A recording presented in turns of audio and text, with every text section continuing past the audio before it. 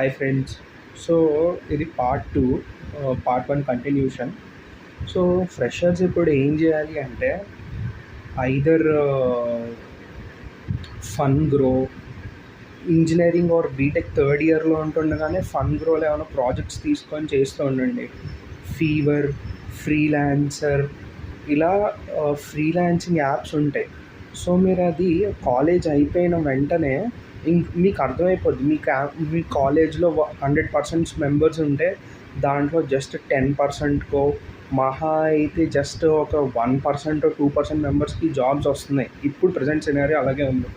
So మీరు అందరూ ఇమీడియట్గా ఫన్ గ్రో, ఫీవర్, ఫ్రీలాన్సర్ అలాంటి ఫ్రీలాన్సింగ్ యాప్స్కి వెళ్ళిపోయి ప్రాజెక్ట్స్ చేస్తే నెక్స్ట్ మీరు ఏ ఇంటర్వ్యూస్కి వెళ్ళినా రెజ్యూమ్లో పెట్టండి, we have freelancing experience, these are the projects we have dealt అని.